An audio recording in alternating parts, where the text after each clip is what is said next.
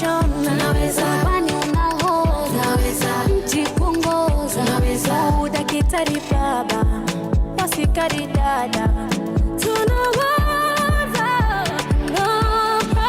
I'm a superwoman, I'm a superwoman, yeah, superwoman, superwoman. Ujasiri silaha yetu. Michelle, I see you. Are you a superwoman? Umoja ndo nguvu yetu na kushikamana. Jitokeze kugombea nafasi mbalimbali. Pingamizi hakuna, inahitaji utayari.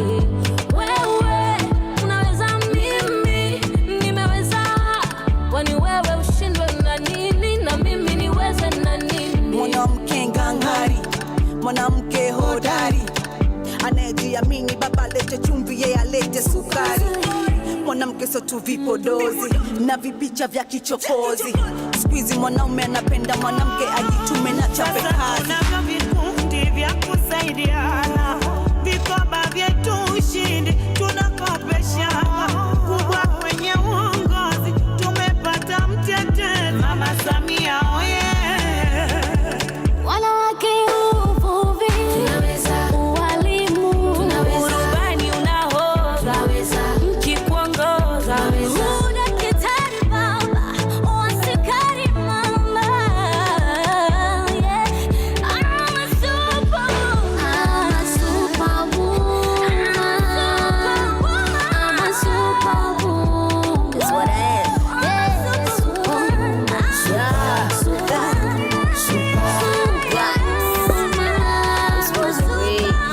Yeah, I'm a fine thing. Yes, I'm so exciting. Hustle for my own, don't care about fighting. You know I can be queen and also be king. Superwoman, give me the championship ring. Nilianza changa kamtaji kangu cha kanga. Biashara ya gengi kanipatia kiwanja. Sasa nashishi food.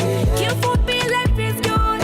Na namba hizi kibanda. Aya, kina dada wote msilale, msilale, msilale, msilale, msilale, msilale, msilale, msilale. Amkeni muda sasa. Oh, joka tumweke. Asharozi migiro. Mama Dangote. Okay, now we've all danced. That was fun. And we're all superwomen. Some of the superwomen are taking pictures. Is it picture time for everybody or only two? Okay, you're forgiven. So for the next session, we're going to be discussing violence against women in elections. Our objective is to understand the violence against women in Africa, but also the context, the different types of violence that they face, including online violence and intimidation, which has been a new form, but which is rampant and quickly growing. We'll discuss the causes of violence against women in elections, the types, the impacts, and the possible measures to mitigate it. And that session will be led by Asha. Then following that, we'll have experience sharing by partners. So FIDA, then WCC, prepare yourselves, and then FOWODE, UDNA, and SWDA.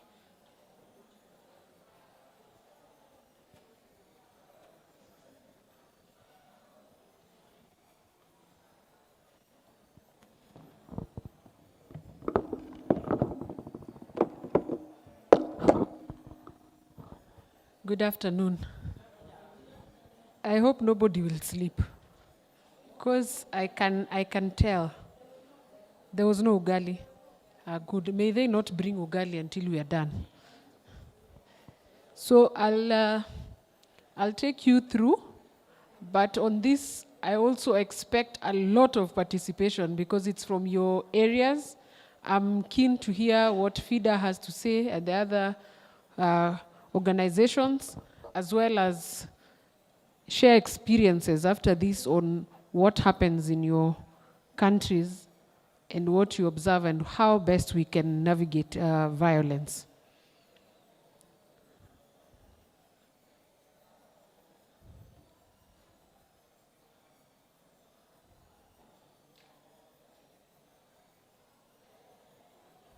Okay, so violence against women in election.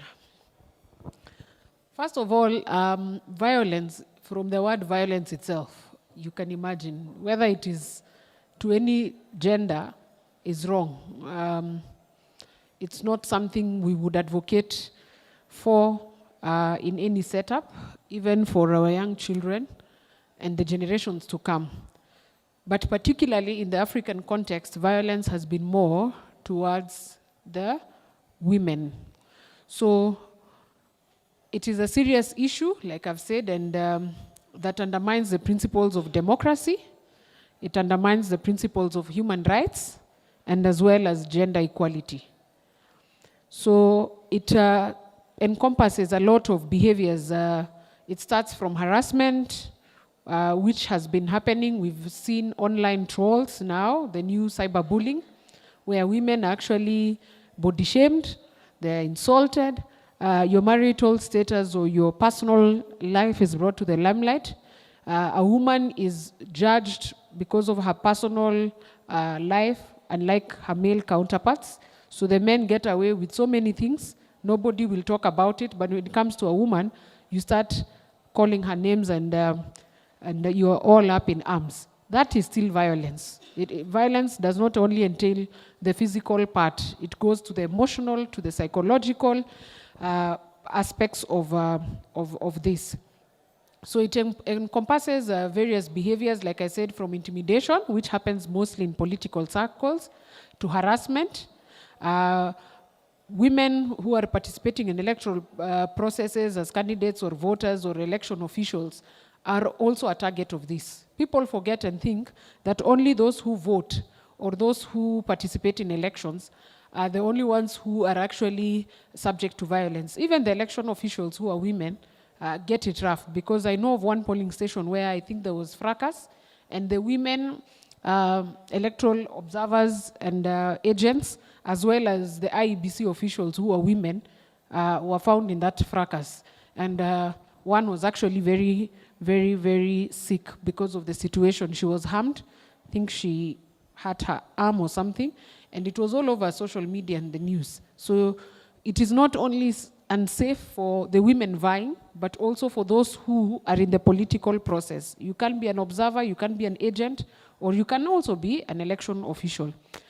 So violence takes various forms, from, like I said, physical to verbal to online harassment, but the worst is the physical intimidation. When someone kills you psychologically, that person has made you not to move. They've made you become incapacitated, and like I said, what they normally do is use words that they know will affect you. So they tell you the way you're not good enough. I gave an example this morning. You're not married. What are you coming to address us? You don't know the concerns. And sometimes in patriarchal nature of society, they tell you you're a woman. What are you coming to address us on? So we will discuss the implications of this. Of course, with violence brings underrepresentation, because the reason why violence is there is to intimidate women not to come out. So their voice is actually hushed. You're not able to come out to vote, you're not able to come out to vie, or you're not in anywhere in the electoral cycle. So one of the reasons is that women have been intimidated to a level that, because of the violence, most women fear to participate in electoral process. What that does is now what we are facing, underrepresentation. So they become vulnerable to violence, and the participation in election challenges the status quo, which has been predominantly male. So as they face these barriers for running in political office, the other issue comes with limited access to resources, because once you're distorted emotionally and psychologically, you cannot be able to even look for funding, or you cannot be able to get resources. Some quarters in political parties, what they do is use blackmail. So you're elected, you're vying, and they make sure categorically you don't make it to the ballot. How? Denying you access, and access is from resources, discriminating tendencies. They tell you, oh, this meeting is only for male, they understand more. Then they always look, and I like how they're very creative. They look at you, they ask you, The minute you say you're married, they say, no, we can discuss with your husband, you go. If you say you're single, they say, you don't know about family setup. So they always gauge and know how to attack you. So these barriers create a hostile environment that, like I said, discourages women. And this, as a result, has made women fear getting into electoral processes, and that has brought under representation. Of course, physical violence involves the assaults, attacks in campaign rallies, which has been very common across the globe. Vandalism, I've seen a situation where women candidates vying even before making it even to the party primaries. It starts just the minute you declare. That's where now they come. If you have a car, woe unto you. Some, like I said, of a candidate who was vying for an MCA, I think in one of the wards in Nairobi, who her daughters were sexually abused. These things happen. Some come for your family members, and sometimes even assassination attempts. So this act does not only endanger women, but it also goes to the moral fabric of the society. You can imagine you are a woman, you're vying. If you're attacked, it distorts also your family. If I come for your family, you're my opponent and I'm the man, and I see I can come for you, like that situation where this beautiful lady, her daughters were sexually abused. You can imagine that had a ripple effect to her daughters and the generations to come, because these daughters will at one point form their own families. So you can imagine it's something that goes a long way. So this does not only endanger the lives of women, but also the greater society. So even society, I've seen situations where men, and I'm not talking about the middle-aged, I'm talking about the elderly men. I know of a friend who tried to vie, and the father, who was in his 70s, categorically told her no. I've seen what they did to so and so, so and so, so and so, not you, my daughter. So you can imagine the fear that is brought about. Of course, we spoke about online harassment, and I think that is now the new norm. Being the digital age, we become more susceptible to being insulted, being body shamed. You know, they look for everything. So if they see you have a career tick, you have the finances tick with some women, so now they start looking for small things. Why does she have big hips? Why does she wear spectacles? Why does she wear all the time a blue dress?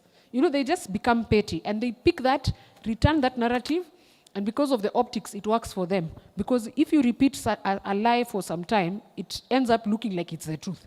Until you start feeling, is it true that I always wear this blue dress? Is it true that I'm fat? Is it true? So you start questioning yourself. But that is a tactic by the male-dominated society to just intimidate women.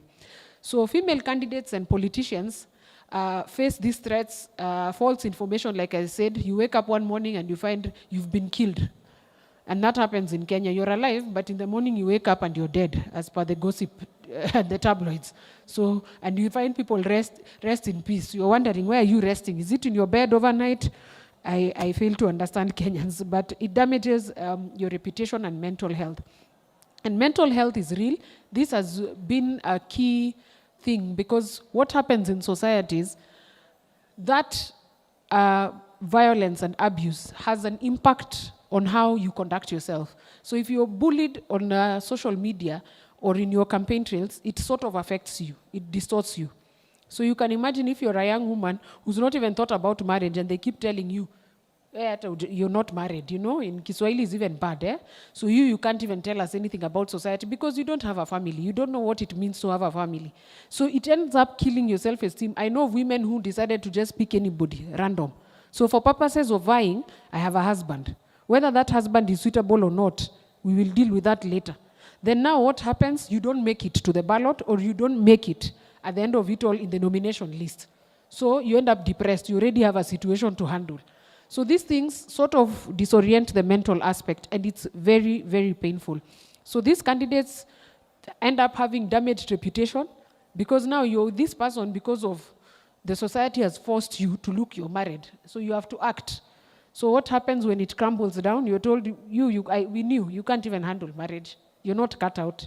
So they start calling you again names. At the same time, you're supposed to stay where there is abuse, and they glorify abuse. So verbal and psychological abuse. So they use insulting and condescending languages to just bring the message home, and some comments which are quite gender-centered. So when you start body shaming, of course, men don't have hips or big tummies. Some have big tummies, but for them, they can get away. You find one with a big pot belly, nobody will question and ask this man, how come you don't need the gym? But you try and put a picture and you're vying, hell will break loose. You'll be told the way you're overeating and the way you need the gym. So that abuse is centered on just the specific aspect, the gender. It is not about what you can bring on the table. How many degrees do you have, or what do you do for your day-to-day life activities? That is neither here or there for them. For them, it is something that can distort you, and they use the female card to do that. So this demoralizes women in politics, and so most women fear getting into politics. So they get, like I said, distorted. And now, end of the political journey for them. So,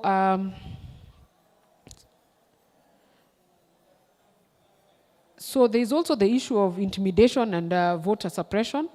So violence aims at targeting voters with attempts to intimidate them so that you don't come out to vote in a particular way or you don't participate in the electoral process. So family and community pressure, like I said, now my friend was told by the father, please don't, because you've seen what happened to this one, this one, this one. So society itself sort of shrinks you. Your immediate friends, if you're lucky, you have supportive friends, that's good, but most of the time, even your friends, your colleagues, if you're resigning to join politics, they discourage you and tell you, hey, that's a tough territory, please don't go there. So that has also brought about the aspect of women not having the support system. And I think I spoke about that last year when FIDA was organizing the the Voter Dada campaign. The mental aspect for me was crucial because women move even to campaigns without support from their fellow women. So when they see you walking around, that's where they attack you. But look at the male-dominated campaigns. You'll find a man going to campaign, let's say, next door. He will go with an entourage of other men who support him. So you'll find he has a battalion behind him. They are going to do campaigns. But women, most of the time, you find them just walking alone, if maximum maybe one or two, and that's where the challenge is, because then you're prone to abuse. I know of a situation, a lady who was moving from one of the coastal constituencies and was campaigning from one ward to another, but she was walking alone, and so you'll be insulted, you'll be bullied, you'll be beaten up, because they find you to be a lone ranger. So what support systems are there? Because women fear. So the thought of even having Sarah vying for a seat makes you scared that you can't even encourage her. You yourself, you're scared. So how can you be a support system to someone when you yourself, you can't be a support system to yourself, even to brace yourself to go out and vote? So that suppression has been achieved by the male society because it basically targets women and persons with disability. So, like I said, the pressure comes from all quarters, and it undermines the ability of women to be able to seek elective positions. So the principles of free and fair election erodes trust in democracy where there is violence. So this contributes to the gender inequalities because women don't come out for fear of violence and intimidation. So that sort of has a negative impact on democracy because democracy is for all. You can't perpetuate that you're advocating for democracy, but at the same time, you're not protecting these specific groups, which are women and persons with disability. Of course, we have various international agreements and conventions, like the Convention CEDAW, Elimination of All Forms of Discrimination, which recognize the importance of addressing election-related violence or violence against women and persons with disability. So what are these preventive measures? So to combat this, it is crucial that we implement strategies, which includes from legal reforms, awareness campaigns, and I'm glad FIDA has been doing that, training for electoral officials, and support for the victims. What happens to these victims who have been abused, who've been beaten up, who've been sexually assaulted? Who reaches out to them? Who reaches out to these women who've been intimidated, and after an election cycle, they lost elections? What is the support system around those people? How do we help them to overcome the mental anguish that is there? So that also has a ripple effect on how these women will now view elections and in future and successive regimes. Because if I am scared and I have a daughter who's also seen what I'm going through, she will also ensure her daughter and her granddaughter, the cycle repeats itself. So they hear anything to do with politics, they say, no. That's a very rough terrain. You just be a teacher, a doctor, a lawyer, whatever, but don't try politics. So how best do we adapt that and salvage the situation? Because it is real, and I'm sure it is, like my sister said, it's across the African continent. So a culture of gender equality and promoting women participation in politics is also very crucial, so that we have long-term solutions. We don't want a short-term solution. We want a long-term solution to this prevalent issue. The civil society and the media, in my opinion, also have a role to play.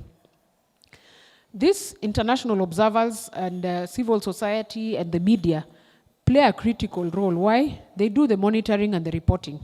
I'm glad I've seen the booklets from FIDA. That is reporting. And they raise awareness and hold and bring to book the entities that the buck stops with them. Who does it? Where does the buck stop? Who should take responsibility when there's violence in electoral process? So those are the pertinent questions. Without the civil society and the media highlighting this, definitely the election bodies present a free and fair election. And where the fairness is in question, is fairness also entails violence. If there is violence, it doesn't mean that election is free. It means that election was full of intimidation, and voters were now forced to align to a specific way of thinking or a specific candidate. So for me, I think the issue of violence has been there since time memorial. The only difference is now it is robust, it has grown wings and roots and everything.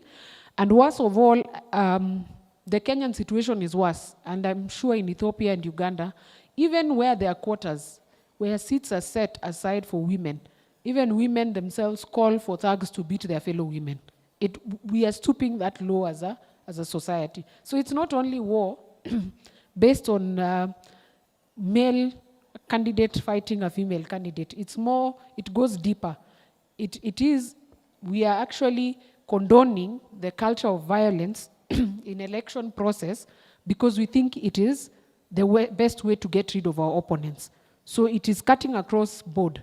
You find the male fighting a fellow male, a female fighting another female candidate, and it has happened. Situations where the leading candidate or the incumbents get goons, and they say, this Maureen wants to take my woman rep seat.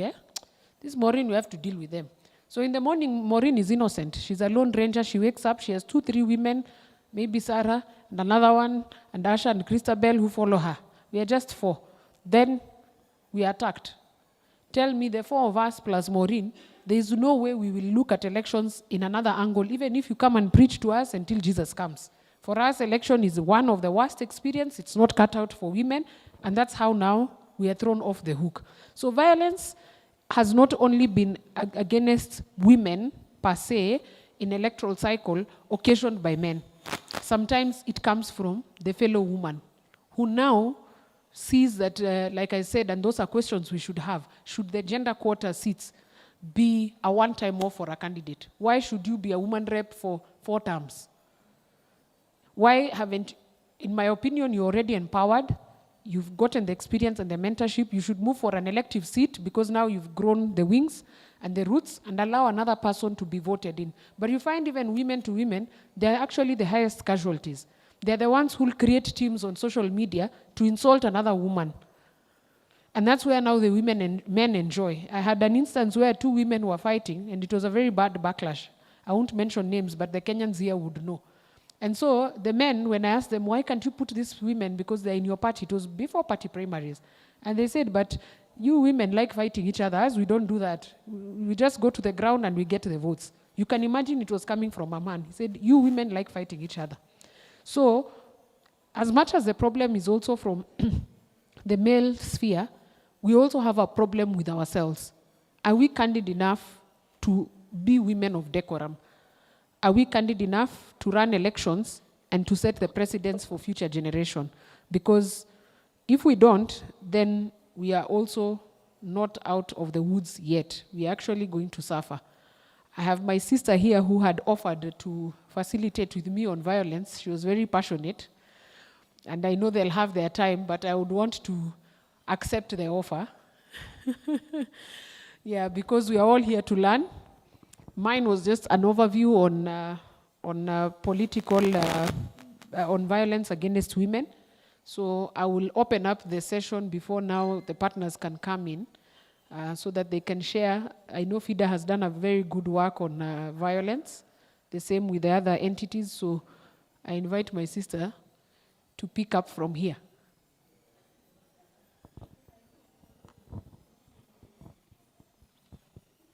Okay, Asha.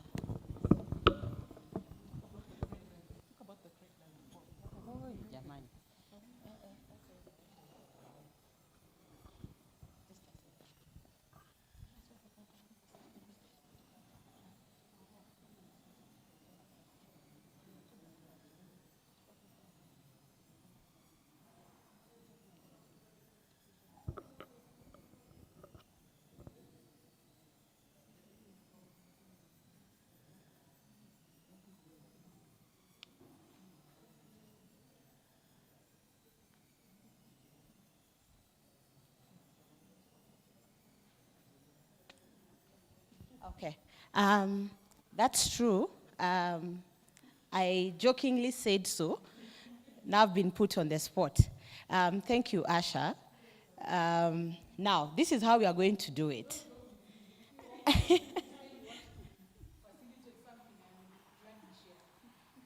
Yes, I mentioned that I'm very passionate about the topic on violence against women. And I think Asha has done a good job in highlighting the forms. Did you see the forms of GBV? Did you see it? Ethiopia, did you see? You saw? Like which one? You saw abuse. Which abuse? Physical, online harassment. What else? Sorry?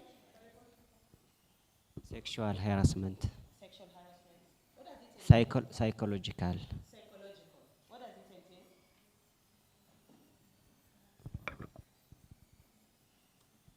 I like that. In Kenya, we call that Mwakenya.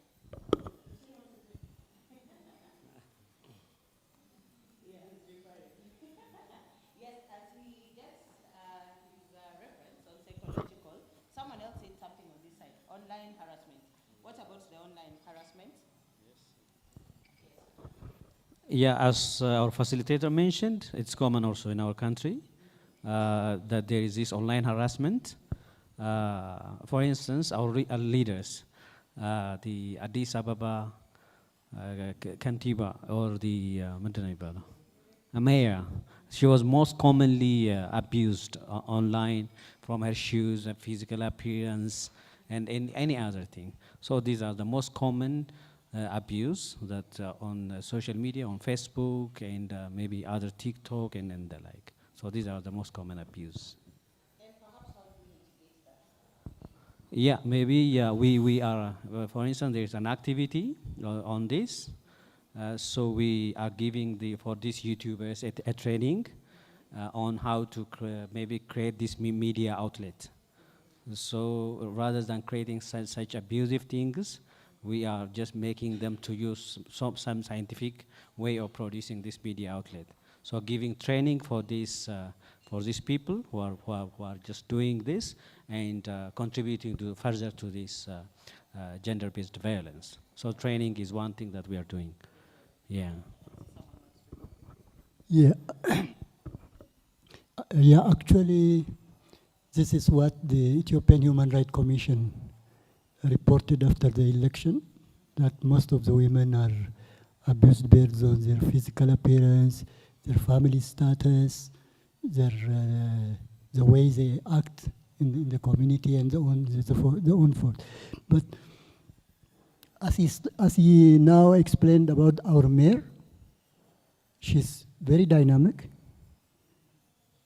She has a self-esteem, and despite the fact that there are online abuses still continuing, she doesn't care. So what I wanted to add to his point is we need model political leaders, women leaders, who withstand this online, physical, direct abuses, so that some other people who are discouraged by this kinds of abuses, violence, who withdraw from election or from the leadership, so that they can see, they can have a model in front of them and continue. So when we have 2, 3, 4 people withstanding the resistance, then we can have more, other women will be encouraged.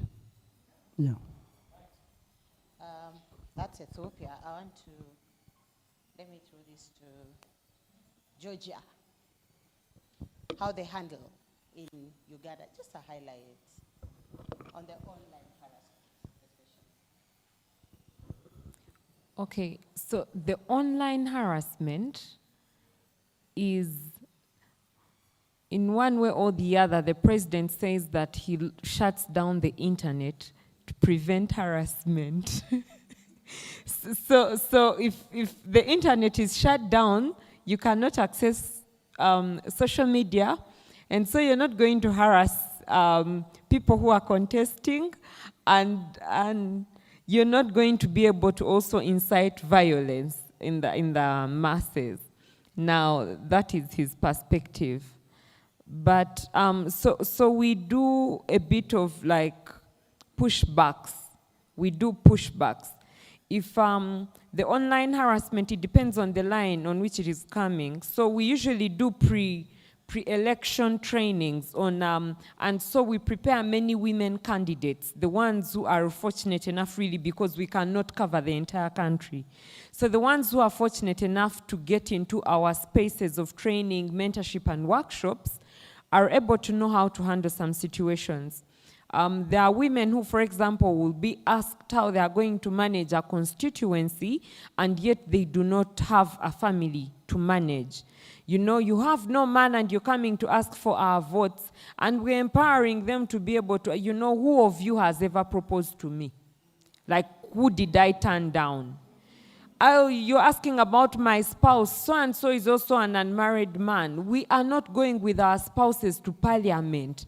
I am taking your issues at the forefront. The fact that I have no family also shows that I'm going to be able to concentrate more on you, my family. Please support me. So sometimes it's just about empowering the candidates with statements, with words, because we know the issues that usually come up. Yeah. Don't you think she said a good thing? She addressed the issue of being single like some of us. Now when we ask for positions, Maureen, you'll be the first one to say it's okay because we are where we are, right? Just a second.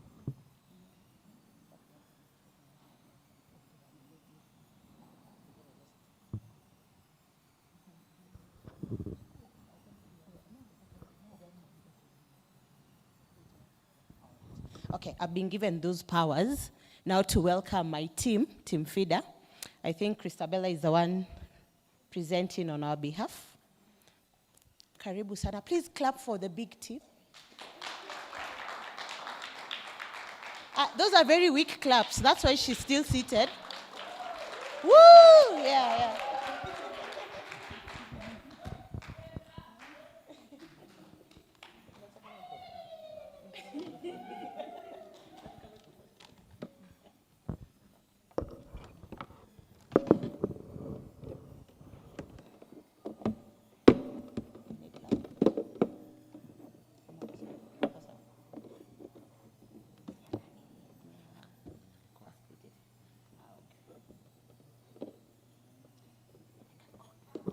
First of all, I want to vent on Maureen. Yesterday, she didn't introduce me. People just know I'm Bella. Who is Bella?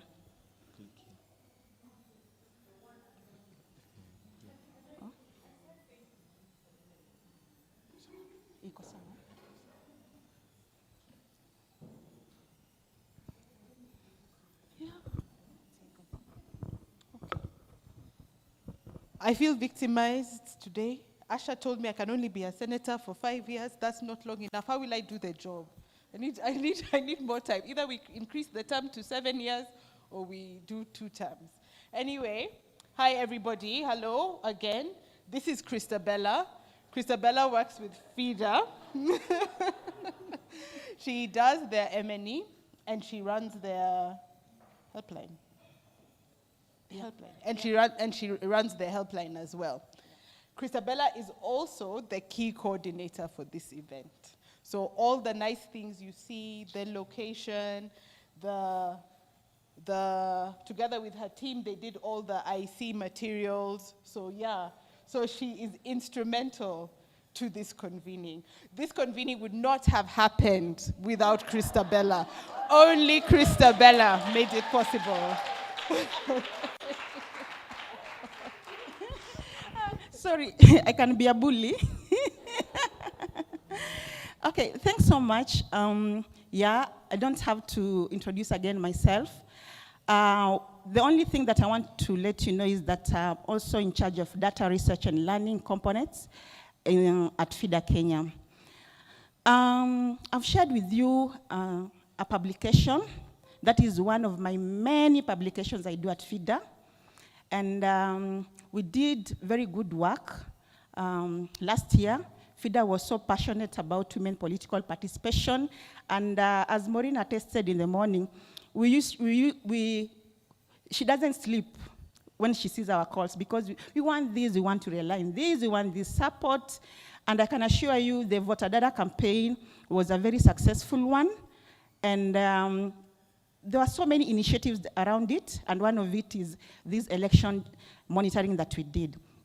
So I've given you the report, so whatever I'm just going to say is just give you an overview of what is in the report. When you find time, you can sit down and get more comprehensive information on it. So, yeah, so that is just basically an overview. Then what inspired FIDA to do SGBV monitoring? We referred to the working report of the last general elections, which was in 2013, which spurred a lot of political post-election violence. It was 2017 or 2013, correct me, my 2007. And the report stated that at least 1,500 people died, over 300,000 innocent women were raped, and an estimated 650,000 people were left internally. Oh, by the way, area. And my friend, what's your name? Yes. It is our time to shine, the M&E people. Data, let's confuse them with data, statistics, graphs, everything. It's our time, it's our time to shine. In Kenya, we say, sisi ndio tuko. Then it's us now who are on the stage. Now, okay, the perpetrators, something sad. The perpetrators of this sexual violence included state security agents who are administrative police, regular police, members of the General Service Unit, members of organized informal gangs. In Kenya, we have Mungiki, Kalenjin. Those are some of the tribal gatherings that we have. Neighbors, relatives, supposed friends, and individuals working in IDP camps. This is sad because these are the same people who are supposed to protect these innocent women. Now, we sat down and came up with interventions on how to prevent just to get a study on how we can combat future ESGBV cases. So what did we do? The first thing that FIDA did, we established an election monitoring center.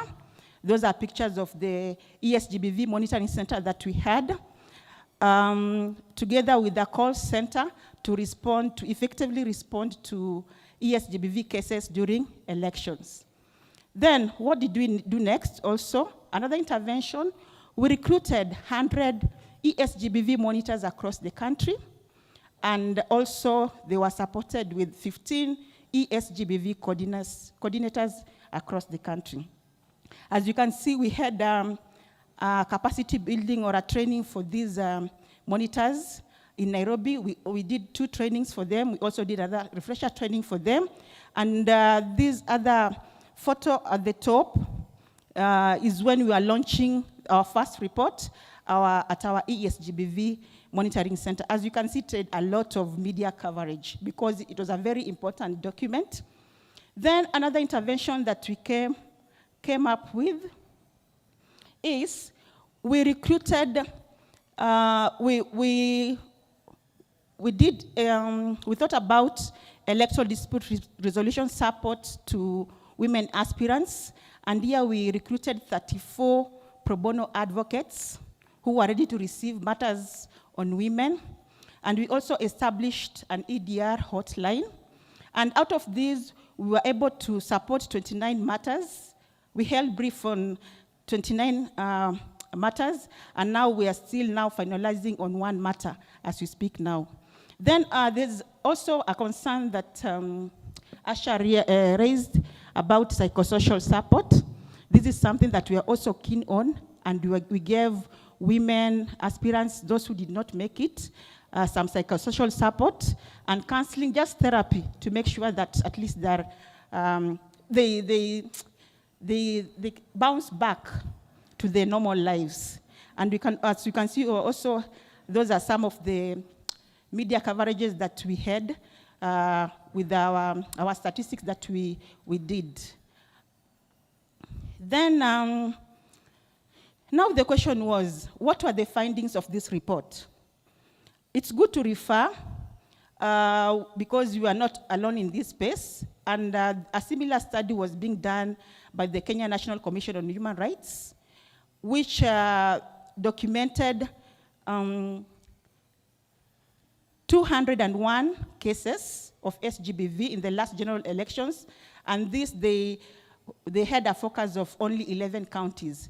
But we, FIDA, had a focus on all 47 counties in Kenya, and we were able to report 1,746 cases. And if you look at the categories, what were the type of matters that were being reported? These were verbal and hate speech, and I think that is also what has been attested by Bashir, and these accounted for 54% of the reported cases. Then cyberbullying came second with the 23%, which was a total of 397 cases. When you look at the geographical scope, Nairobi County had the greatest number of ESGBV cases, reported, then followed by Siaya, Kericho, Wajir, Mandera, and Kiambu. Wajir had few cases, Mandera and Kiambu. Those in the Kenyan context understand that, but I can explain more to others next if you look for me afterwards. Then now, when you look at the prevalence analysis of cases per event, as you can see, a large percentage went to online meetings, which is cyberbullying, and this is something that is coming out, is being projected as more prevalent type of abuse, not necessarily even ESGBV or sexual abuse, just generally, because I think this is a platform that is easily accessed, and people can be able to do away with many things without being caught. So this is something that we are also thinking about and seeing how best we can counter this type of abuse that is really prevalent.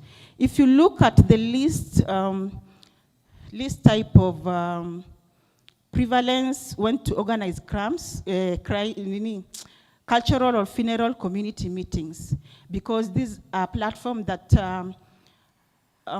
most people didn't use during our 2022 general elections. Then when you go to analysis of total number of ESGBV, yeah, that is just a snapshot of the type of cases: kidnapping, forced male circumcision, defilement, undressing, rape, attempted rape, loss of life, sexual assault, organized crime, sexual harassment, cyberbullying, and others. So the statistics, you don't have to cram them. They're in the book that I've given you, I've gifted you. Okay, then in terms of counties, also it shows just how many counties were reporting the highest numbers of ESGBV during that time, that is in the Kenyan context. Then when you look at the utilized platforms for where these types of ESGBV were taking place, also I've mentioned the highest percentage goes to cyber bullying and online meetings. Then also the next slide is about just a comparison on pre-election and post-election. The prevalence rates in terms of the platforms and avenues that these abuses were taking place. Now, just now aside, we put that aside. Then now we look at the opportunities that Kenya has in terms of combating these. And I like the way most of us are agreeing that the policy and legislative environment is very crucial, because that is a starting point and that is where we base our argument and also a good instrument to refer to. So I've just listed down the policy legislative environment that Kenya has that combats ESGBV. Of course, the first one, that is the SWDA law that all of us subscribe to. Then we have the United Nations Declaration on the Elimination of Violence Against Women, 1993. Then we have the guidelines on combating sexual violence. Then we have the protocol of the African Charter on Human and People's Rights. We have the Beijing. We have the Convention Against Torture, the RAM Statute of 1998. Then we have our new constitution, the Penal Code, Children's Act, Sexual Offences Act, and the Protection Against Domestic Violence Act, and the National Guidelines on the Management of Sexual Violence. Then now, we looked at the lessons learned after this study, and one of the major lessons learned was that majority of these SGBV instances relating to general elections are sparked by male aspiring candidates who believe their popularity and support in the upcoming election have decreased and are in favor of female candidates.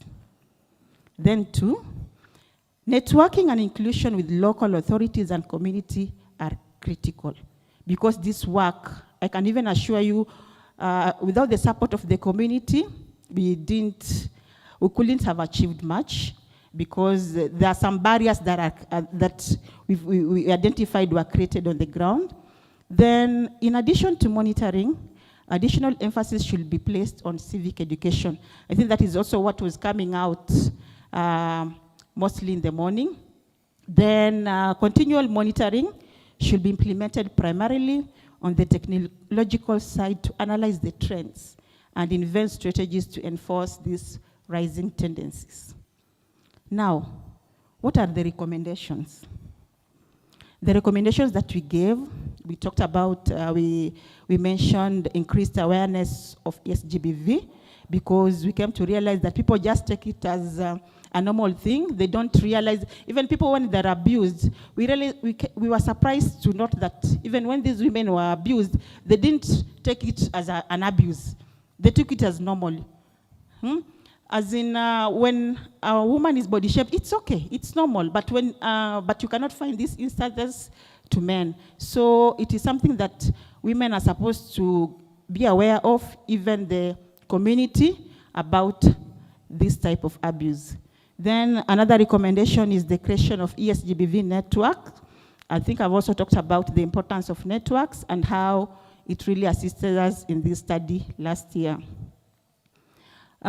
Continued recommendations, we are talking about actors in the election observation community should define and agree to a minimum set of standards of violence against women indicators to avoid providing a fragmented picture of GBV in electoral process, because you might find others come with their own opinions, so it is good to have that collaborative approach and harmonize on the indicators so that all of us are subscribing to the same basket.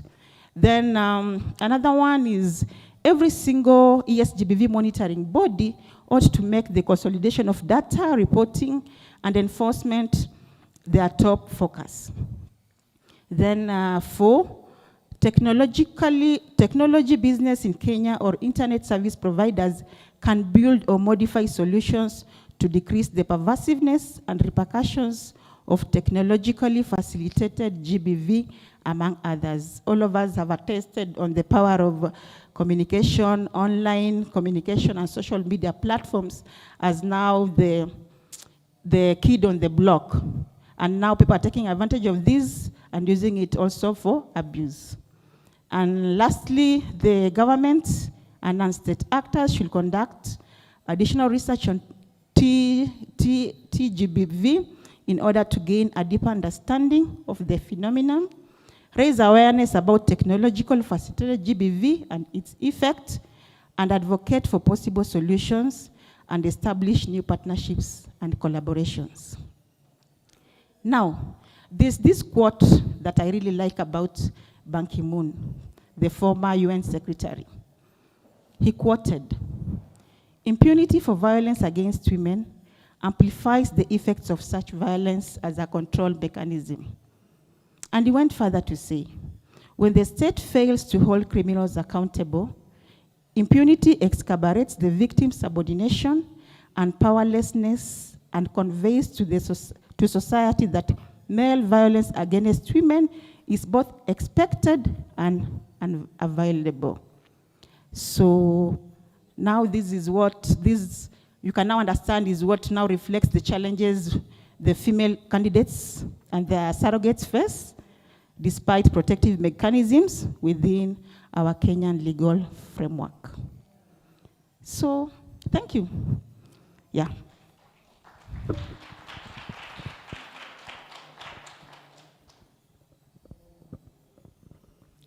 Comments, no questions.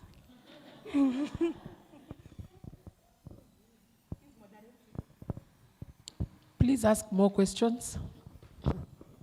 Yes, many, many questions. Who has a question for Christabella?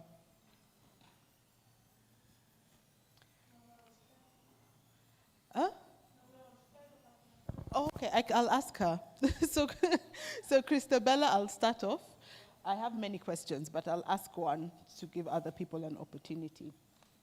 So when you were talking, you said that you realized that at community level there were barriers to access when you tried to monitor by yourselves and you needed the help of the community. But you didn't mention the barriers.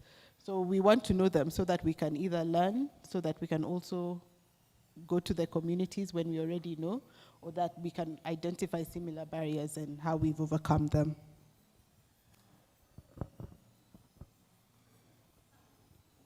Okay, I had mentioned earlier that comprehensive information is in the report, but just to mention, because we are going to the ground as FIDA, so this is context, is specific context to FIDA.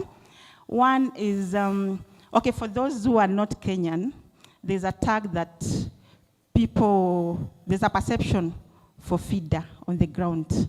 The moment you mention you are from FIDA, everything withdraws.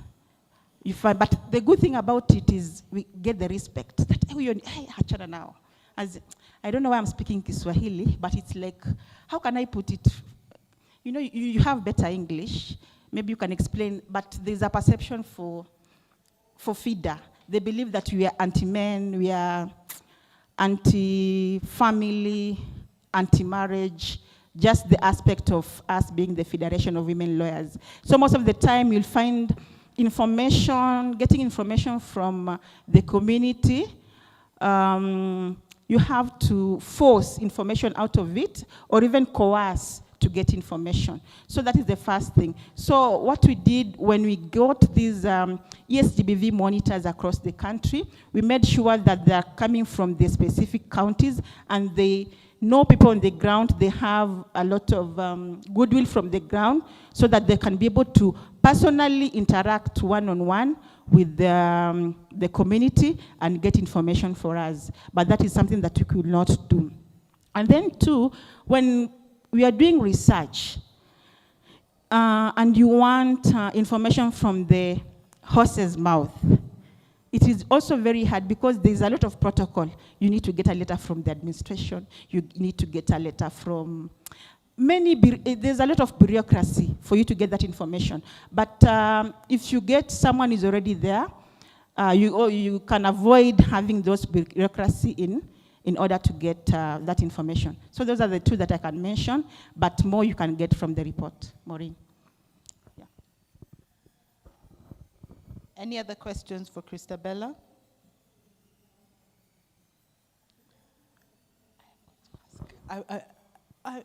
Asha, you have a question? Okay. No, me, I have another one. I have many. Okay. So you said that you also had a lot of incidences of online violence in meetings. Where was that? Was it coming from meeting participants, or was it coming from strangers to the meeting, and how did you deal with that? And please don't tell me it's in the report, because we just got the reports now. Okay. Oh, I forgot to tell you, we established this election monitoring center. We also developed an online portal. So we had an online portal whereby all these monitors across the country and the coordinators used to feed in information real time. So if Maureen is in Kisumu County, she had login credentials in this portal. I think I can show you the picture. There's a picture of how we used to capture that information in our portal. So I was sitting in the situation room and the control center, whereby I could see information streaming in real time.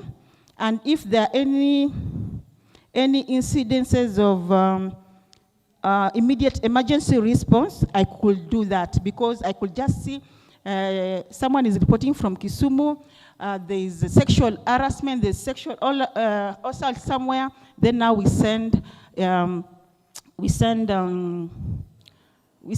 what is it? We send response as soon as possible.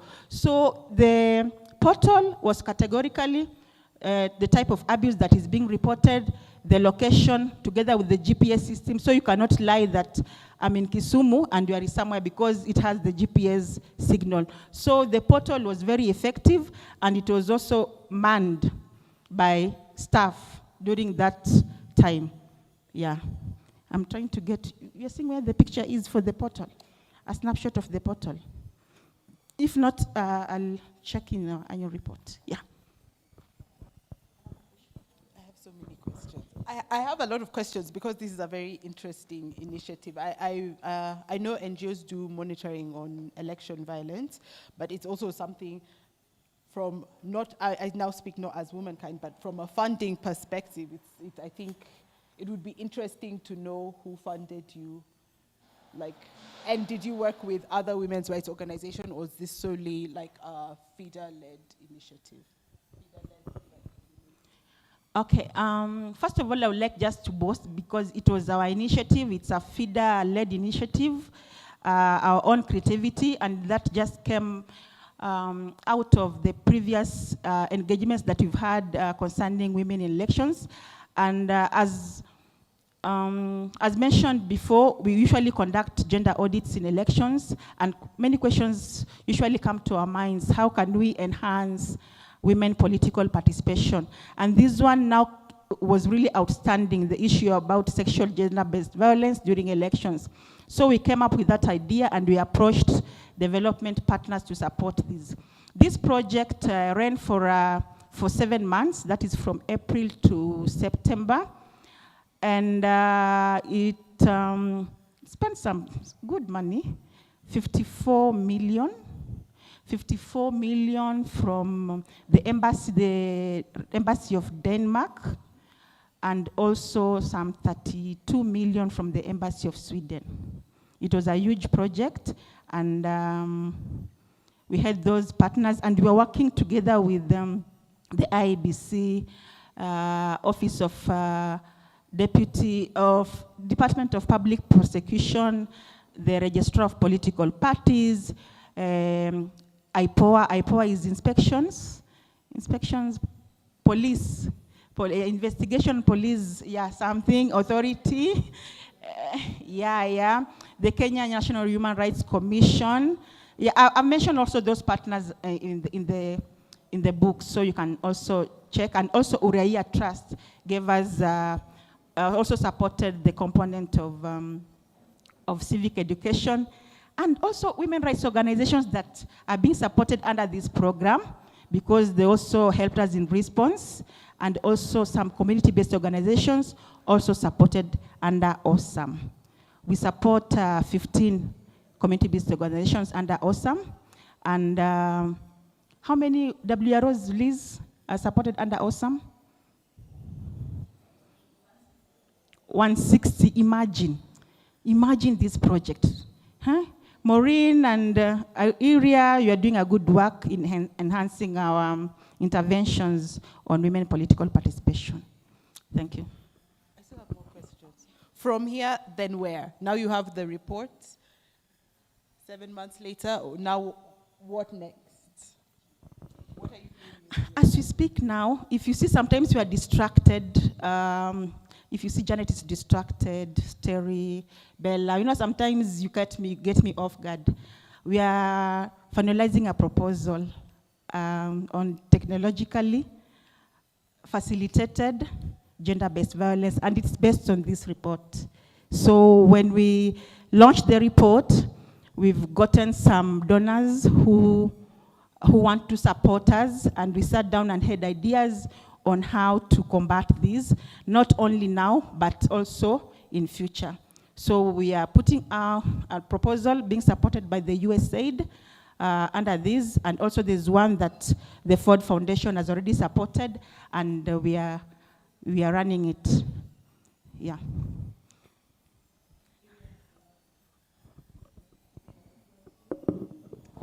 As this might be part of your proposal, you don't have to disclose information if it's private, but it's just out of personal curiosity. What are your views or your opinions on how to control the online sexual harassment, as in social media and things like that? Because I think it's like one of the highest, no, sorry, it's by far the highest area in which women leaders are receiving hate. And because this is a problem that I think is not just in Kenya, it's like worldwide, the increase in the hate speech in social media because of the anonymity, I guess. So my question to you, Christabella, is how do you think that can be monitored or like stopped without shutting down social media? Because as Georgia said before, that doesn't really work. I will just repeat what you've said. It can't work. We cannot just shut down social media, because if you do a cost-benefit analysis, the benefits are more than the losses. So it's just a matter of how can we manage that. And one of the proposals that we put is to enforce security measures, or just have a security framework that is going to manage this whole online business and system. And I can see some steps so far being taken, because just the other day, in the Kenyan context, there were some discussions about banning some form of online platforms like TikTok in Kenya. And I also like the fact that there is good regulation on the YouTube. Yeah, on the YouTube. And I've also noted Facebook nowadays, they're so keen on also managing our accounts, not that they really intrude, because there's a friend of mine, I remember, I can attest, who did some dance for some famous Nigerian musician. Then now she put herself on Facebook dancing with the kids. After some time, Facebook was on her. Can you delete this video? This is not your song. Why are you using it to?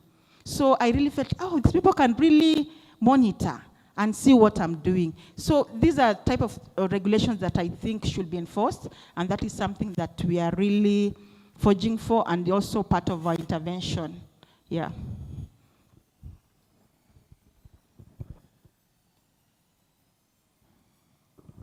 Any other questions for Christabella? If there are no questions, I'll let Christabella go. Christabella, thank you.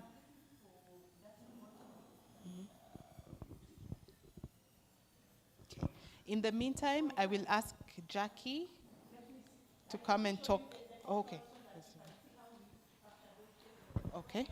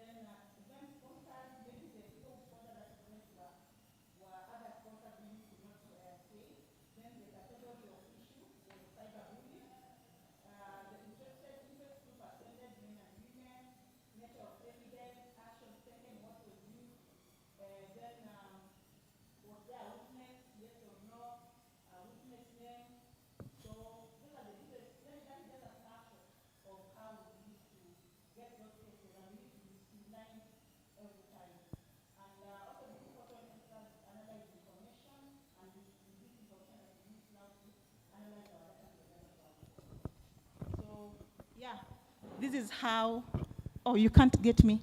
So this is how sophisticated our study was. Yeah. Thank you. Another question? I'm releasing you, Christabella. Well done, this is amazing.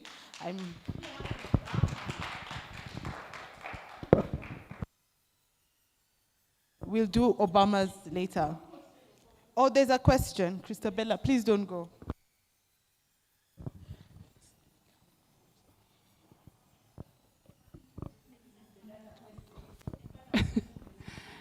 Okay, thank you for your wonderful presentation. But I would like to ask about the participations of women with disability in this report. Women with disability is the most affected and vulnerable in gender-based violence, online and physical and psychologically. Is it this report including the participations of, or the report of women with disability? If you are not included, why?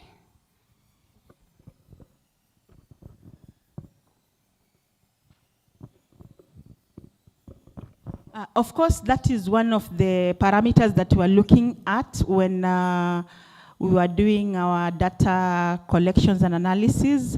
And unfortunately, we didn't get any case involving a person with disability. But we were so, we really emphasized on that aspect, but unfortunately, we didn't.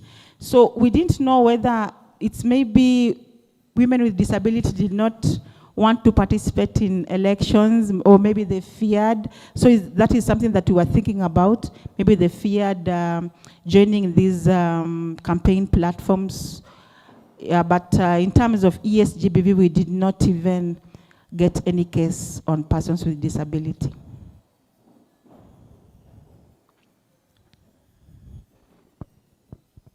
FIDA, can you do a study on why you didn't get any cases, so that, and you can combine with WCC? Who are the next presenters?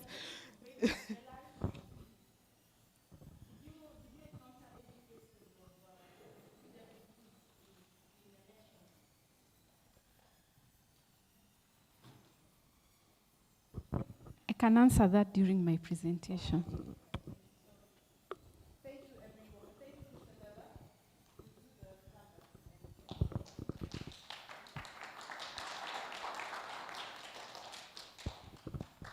These slides are so many. So good afternoon. I don't have a sophisticated presentation. So we'll go on with whatever I have, okay? So please note that as women and girls with disabilities, whatever violence that those who do not have disability face, we also face those types of violence. It's not very special to women with disabilities.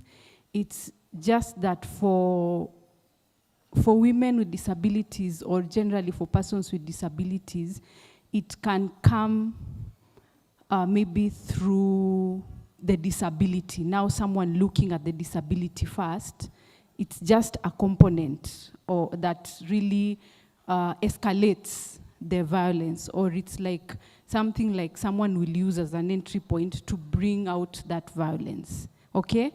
So we face women with disabilities go through the same type of violence. So I might be repeating so much of what has been said here because of the similarity in the project. So some of the causes that we have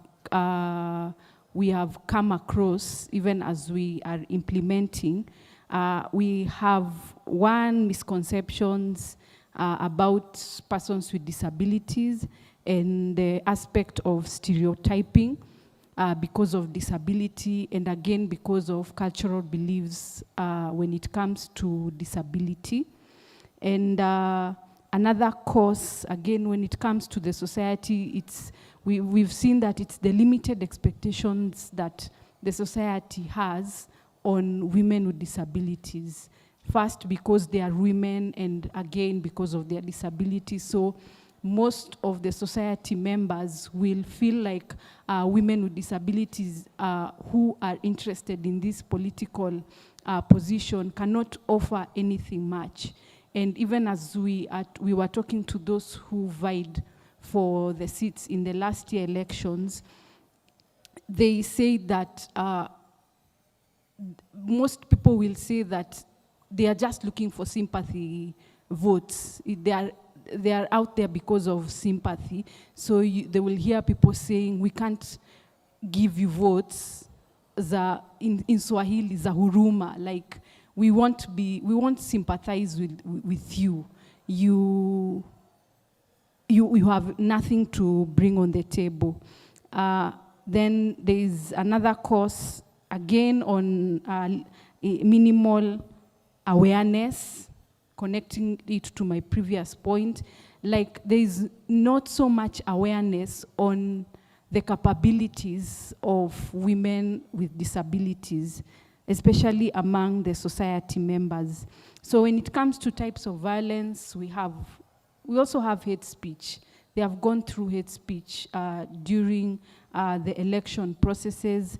And an example, not necessarily a woman with disability, but I don't know how many of you during the last year election saw this, there was this news that was trending about Isaac Mwaura.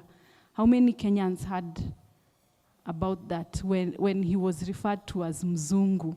And that created a lot of noise, even in the social media spaces, among persons with disabilities. So when we say Mzungu, for those who do not understand, it's like, can someone help me explain?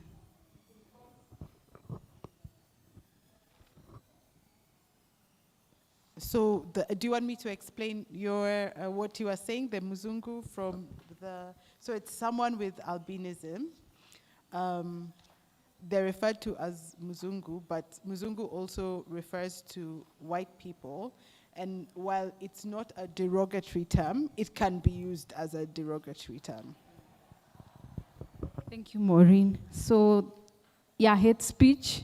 And some women who also vied would say that this hate speech came not on social media alone, but even when they were attending these rallies, like people booing them when they are about to speak and calling them the names that are really discriminatory. And this would affect even their self-esteem. Like when they hear those names, really discourage them. if they had something to say that really made sense to the public, they would shy away, or they would not articulate the issues as they would if there was no booing at public rallies. Exclusion. There was a woman who in Kajiado who was vying for, she has a physical disability, who during one of the rallies, and the governor was attending the rally. So what would happen, even other than her, some would tell us that what would happen when they go for these rallies, the person with disability or the woman with disability will be invited like the last person. After everyone else has spoken, that's when they are now told, and we have someone here who wants to speak to you. And when they are coming to speak, that's when the main person, like the governor or the, for lack of a better word, the celebrity in that place wants to leave at that time. And you know, when they are leaving, when they are leaving, they will leave with most of the people. So as they are walking out, now you're given this mic to speak, and you have no one to address. So you're left there speaking to the chairs, as someone put it when we were talking to them. They really do not have an audience to speak to, or to talk about their agenda or their manifesto. Social media, cyberbullying is also one of the type of violence that they talked of. Again, being called names and being told like you're looking just for sympathy votes, being told you can go for the, wait for the nomination, appointments for disability, for persons with disability. The impact, one of the major impact that we have observed is the women shying away from taking up this position or vying for these seats. And this, as a result, causes underrepresentation.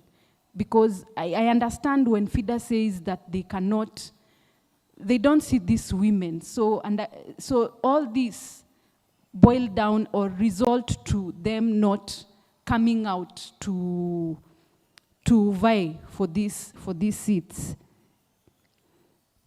What are the measures? As WCC, we continue to create awareness.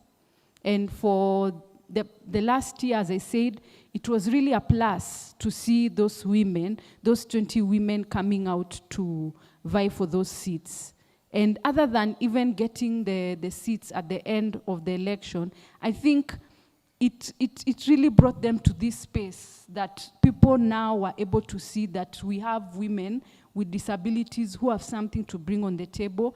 And as a result, it benefited them in such a way they were able to get appointments even in other spaces, like in school boards, even in political parties. They were able to get a leadership position. But we continue to do the awareness campaign, not to the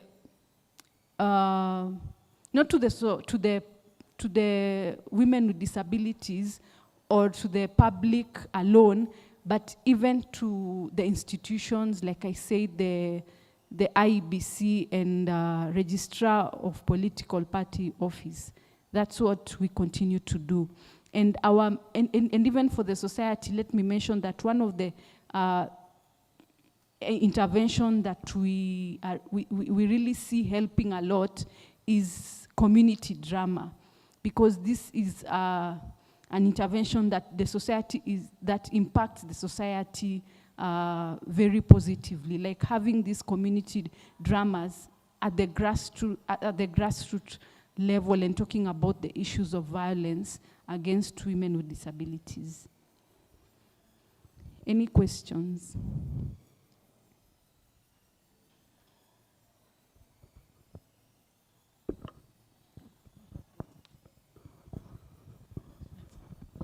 Well, thanks for those insights. What I'd like to know, considering the constituent in terms of those you program for are women with disabilities, those you largely work with are women with disabilities, have you done in recent past a study that mainly focuses on the barriers that maybe you can share with the stakeholders? Because I know the barriers are they're layered, they're at various levels, whether it is institutional, whether it is society, whether it is attitude, vis-a-vis the election, so that then this can inform programming.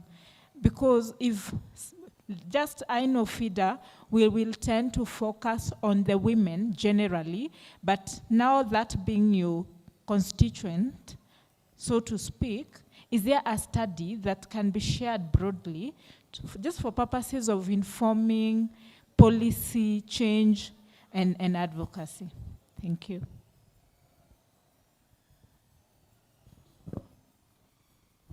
Yeah, I think that's a good point. We do not have a study per se, but that's something that a good idea to work on. Yes, and that again would depend. Maureen, you'll add us more money. Yeah, and also partnering with like-minded organizations. So yeah, thank you. For most of these, what the barriers that we can talk about, the attitudinal, like you say, the communication, the physical barriers, most of it is not from a scientific research. It's just something that we observe or just talking to the constituents, getting from them, yeah. But a research it would be a good entry point, even as we are looking into more informed and better interventions. So thank you.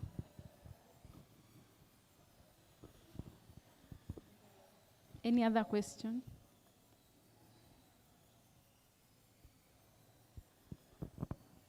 Thank you.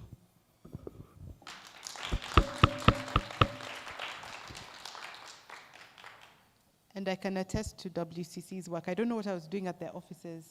Was it last year or the year before? And there was a lady from Garissa. She was in a wheelchair. And she was talking about the work WCC had been doing with them in Garissa, and how she never knew that women with disabilities could be leaders until this. So first of all, you can imagine Garissa, already a disadvantaged place, and then that the women there also, they didn't know themselves that this was a possibility. So I can attest to that. As for money for a study, I've been asked this many times. So sometimes it's a choice between like a physical meeting, because we only have a certain amount of learning budget. But what I will do is I will look at the budget for year 4. You can also put it in your budget and plans for year 4. And then I will look at it and then see what we have in our overall budget that is underspent but free, not occupied, and then I can see what we can do for next year. So it will probably, and I think the idea of a combined study between WCC and FIDA would work, but since it would be on WWDs, we'd ask that WCC lead. Yeah. So I will now invite forward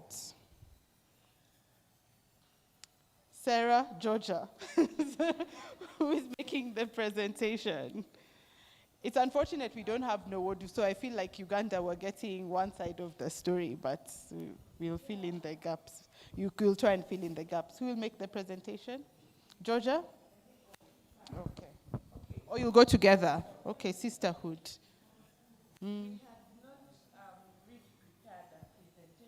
That's okay.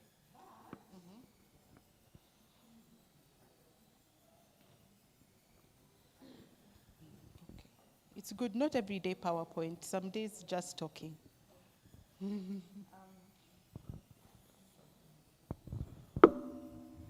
Sorry.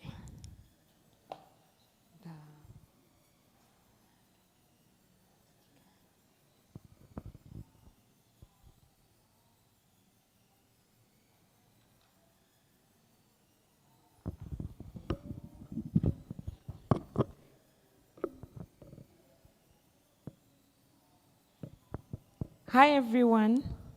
Do we want to stand up a little?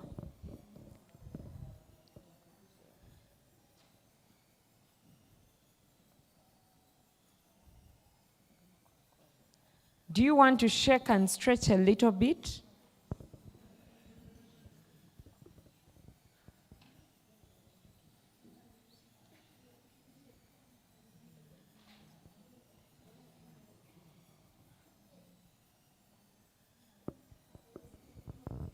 Don't hit your neighbors as you stretch.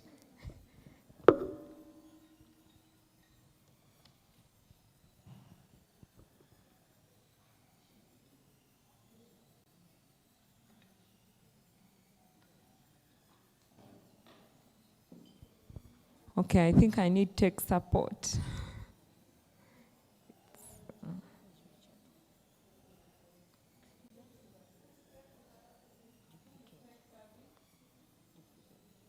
No, it's okay. We got it.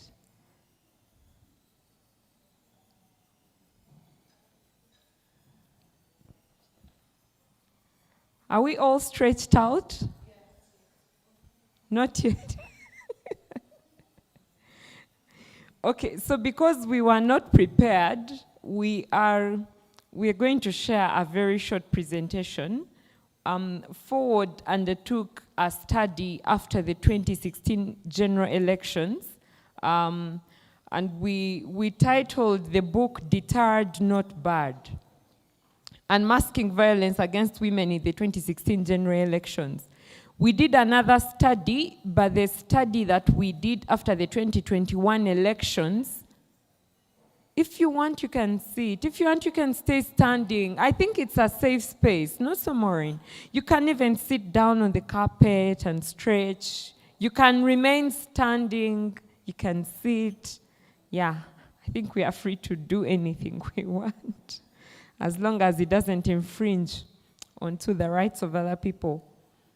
So in 2021, after the 2021 elections, we did another study, but it was more about really documenting stories of the women who contested and won on the the open seats, direct seats, yeah? Their experiences, and they're also really marred with lots of violence. So I'm just going to share the executive summary, which really highlights the violence that we unmasked, and also invite you to visit the FOWODE website, www.fowode.org, and go to the bit about research. All our publications are there so that you can be able to access this.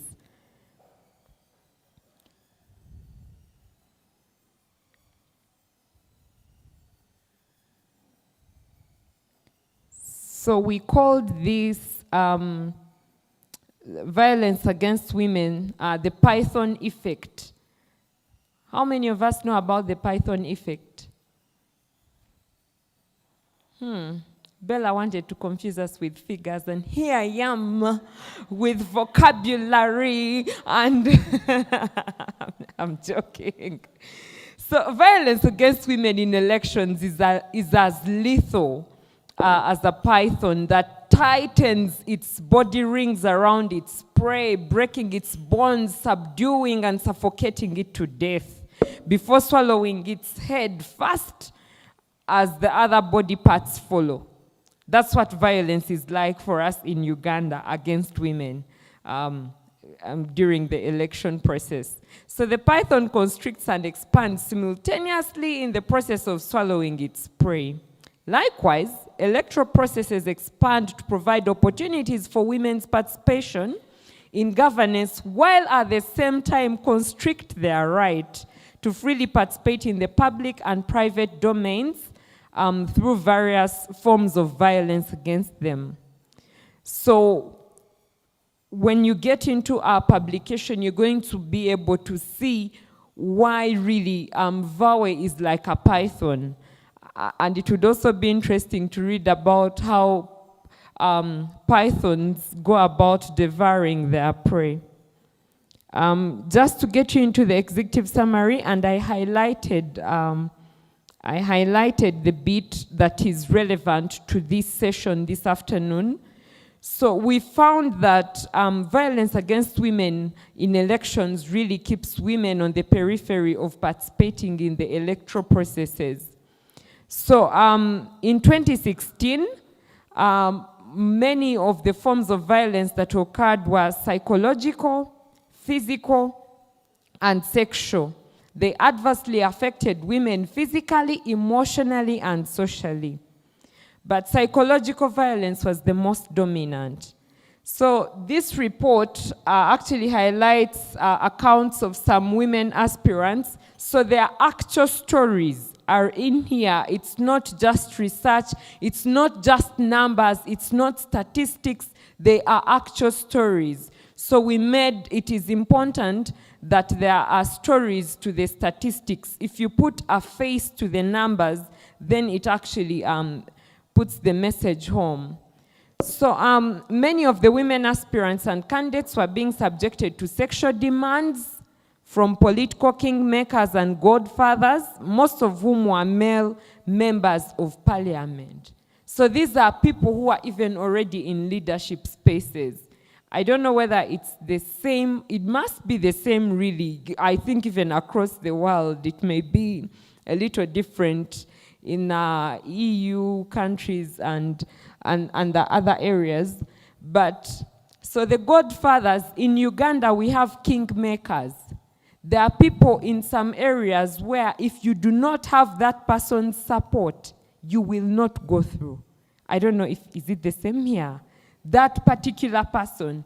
And so sometimes they will call you for meetings in hotels late in the night. Yeah, that is when some decisions are made. So if you're unable to be there because, you know, we have the gender roles and so on, also it is unsafe.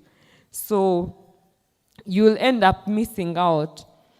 And then, so even political party leaders continue to demand for sexual favors from women candidates. There are business leaders, influential family groups, and political campaign managers. We have a number of the women who are contesting who said that they received calls as late as 1 a.m. in the night where they were being threatened, you know, if you do not pick up, if you don't talk to me at this time, if you don't show me some love, I am not going to vote for you.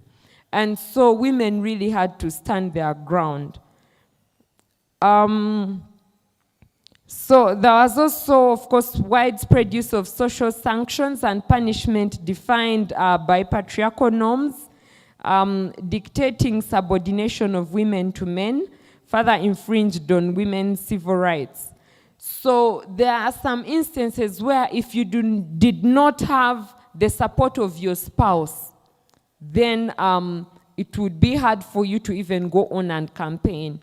There is one of the district, I told you we have only 3 women chairpersons, so like the governors, and one of them did not get support from her husband.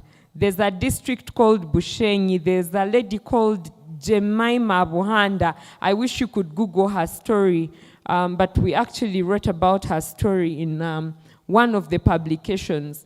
So this lady actually won, but it was a big battle. She did not get support from her husband.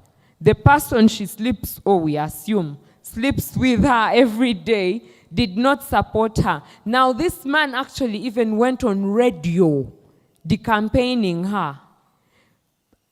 Jemima's resilience was so much that she went door to door and was known. She did not back off. It was very painful. She says she cried most of the entire campaign season, and now this is the last elections, 2021. And she ended up winning with a landslide victory because she was able to rally women. She rallied wives, yeah, to come to her side. And a high number of women actually turned up in her district because she decided to do issues-based campaign based on women and children. And for women, if you mostly talk about children, then you know they will listen to you very, very quickly. And then for the men, she also tried, you know, to push an issues-based agenda. And she emerged victorious. And so now, she was telling us about how the man came to apologize in private, not in the public space where he was decampaigning her. And you know, she also held her ground and said, no, you have to go and use the same platforms that you used to decampaign me. So just to show you that there are women who have resilience, and that's why we call these stories deterred, not barred. Yeah. In other instances, there was controlled voting, where we know if this is an area where opposition is likely to win, we'll ensure that voting materials reach very late. So people will be up by 6 a.m., but the ballot box and so on, everything will arrive towards 4. In places like Kampala. But in places like Chirihura, that is where our dearest leader comes from, all materials will be there by 6, and usually the number of votes is more than the number of registered voters, always in those areas. So if we have 500,000 registered voters, usually the votes are over 800,000. And I mean, you can't question, because who are you to question? Yeah. So women were also forced to support, so this is not just the candidates, but we found that women were also forced to support the candidates of their male relatives' choices. So if you find an important male figure in your household is supporting Bella, and you want Maureen, you are not going to have peace until you vote for Bella, who the man wants. So that also happens. Which keeps women on the periphery. So we highlighted quite a number of things. I'm just going to interest you in these studies. We did not make a very short presentation, but we also wrote a few recommendations, and maybe these could also work for the different countries. One is reviewing the legal framework that governs elections and political participation in order to include violence against women in elections as part of the specific offenses under electoral laws. So it's still missing. Reviewing gender-based violence laws to include violence against women in elections. Increasing public education campaigns throughout the electoral cycle aimed at curbing and addressing violence at various stages, functionalizing the existing database of political parties to help generate sex disaggregated data to monitor and track political party processes from a gender perspective. I know when I talk about disaggregated data, now Bella and Iria like those words. And then also we are pushing back the role to political parties, because we are in a multi-party system, so most of the violence actually starts within those offices. As you pick nomination forms, you know, even just accessing the electoral commissions of the different political parties is very, very challenging. You get abused at that stage. Yeah. And then in Bella's language, develop a robust monitoring and reporting system for violence against women in elections like FIDA-Kenya did. And also, coincidentally, the perspective that Kenyans have about FIDA-Kenya, it's the same exact perspective with FIDA-Uganda. Oh my, you know, even when you say that you work with FIDA-Uganda or you have been in a meeting with FIDA-Uganda, they immediately, hey, so now you hate us. Hey, now you don't want to talk to men. So that is the perspective, the ugly tags they even place on to feminists, yeah? They think feminism is against men, which is completely untrue. And then also we believe in regulating elections by either enhancing and implementing an Elections Expense Act or amending the Political Parties and Organizations Act so as to regulate campaign financing, which our facilitator has really been talking about the whole day.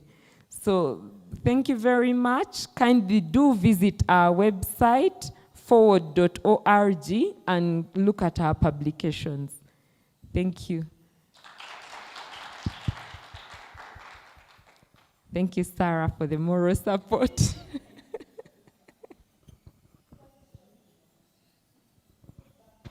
Yeah, questions?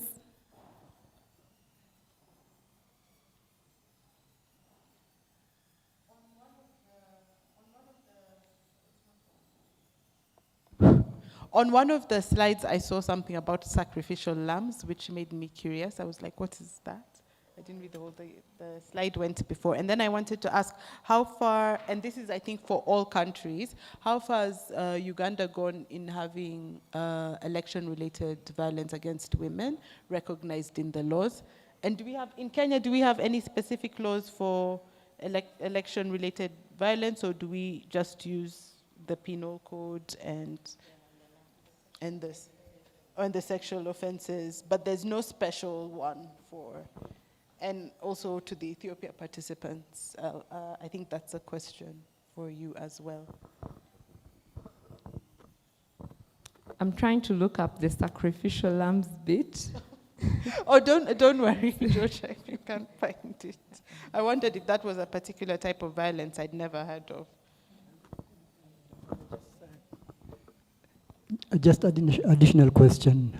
You mentioned about the husband who was not supportive for the woman who was contesting. Did you find out the reason behind? Okay, so the man thought, and you know, like many other men who are, I would say, not empowered. Because really, if you don't support your wife, I'll think you're just not empowered. So he thought he was going to be emasculated. I mean, if you are the chairperson, you are referred to as a mister. Because, I mean, power is associated with the masculinity. And so for him, he felt like he was going to be emasculated. It's more like having a woman president, so the man becomes the first husband. Yeah? So for him, it was about that. It was really a power dynamic in his case. Yeah. Yes.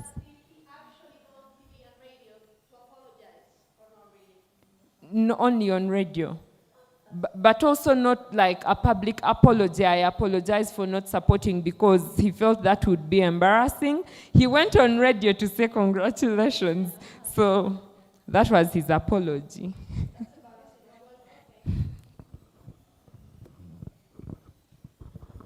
Thank you very much for the wonderful presentation. It motivates people, you know. My question is about the recommendations. You put points of recommendation. Is there any mechanism that you follow this recommendation takes place? Thank you very much. So what FOWODE usually does is we hold stakeholder engagements and workshops. We have shared these recommendations with the Electoral Commission. We have shared the recommendations with different committees in Parliament, as well as political parties. The issue is, yes, they do make commitments about taking some of them on board.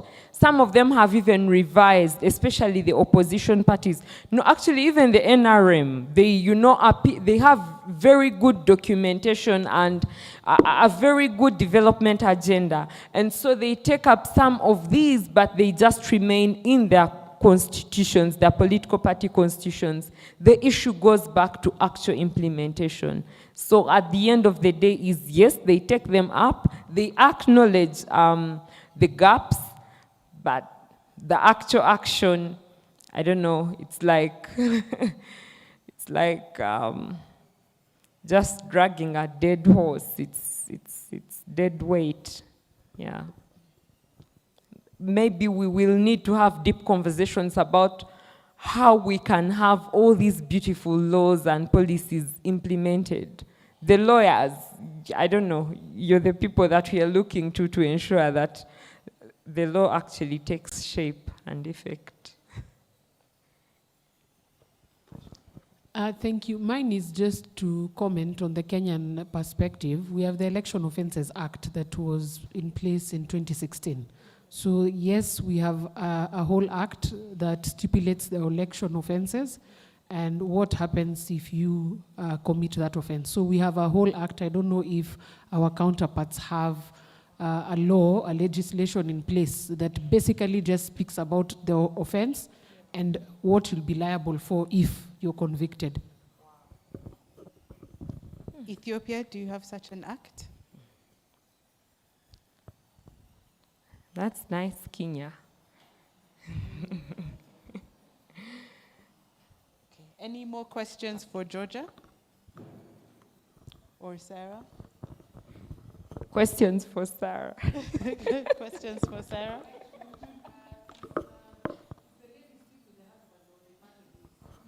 I actually don't know. I can find out, but I do not know. All I know is she's one of the best performing district leaders we've ever had. Yeah, she's an excellent performer. Yeah.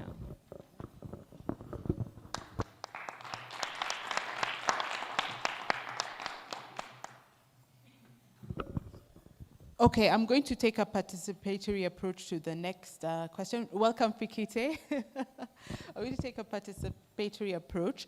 So it is 4, and the T is also outside.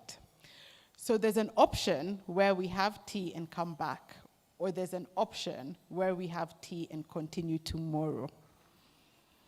So we still have two partners to present today. We have UDNA and SWDA on this topic of violence.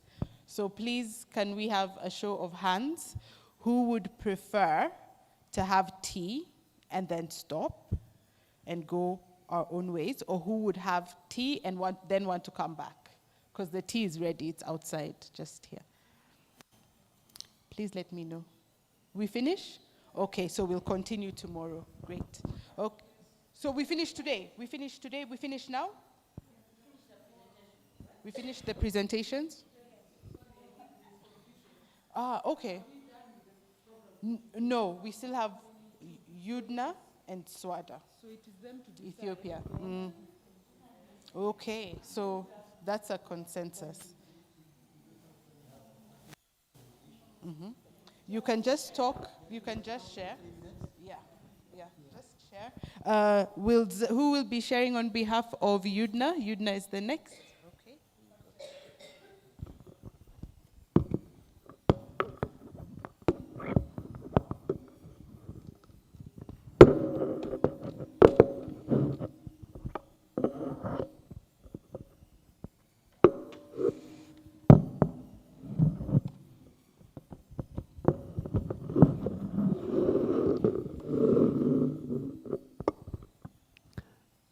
Okay, good afternoon. Good afternoon. Thank you for this opportunity. On behalf of EWDNA, I will be going to present an assessment study conducted concerning election, 6th election or election 2021 in Ethiopia. That is the findings related to SGBV at the pre-election stage, where threatening and intimidating women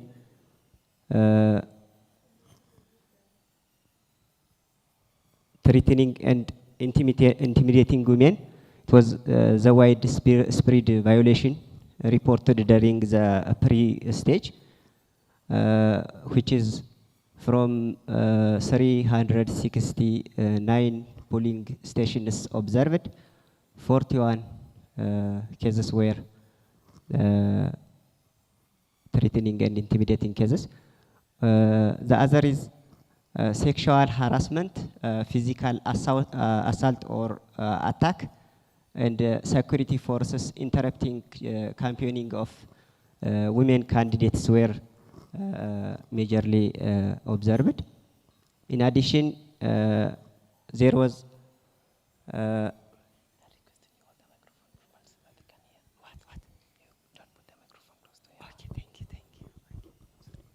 The other was women voters were encouraged to participate in voter education. The other, women also excluded from campaign events, not to participate. This were also this was explained in cases.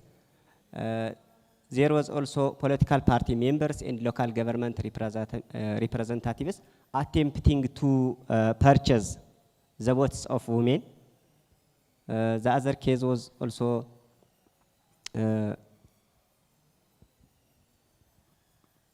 persons with disabilities accessibility problems were observed in the pre-election period.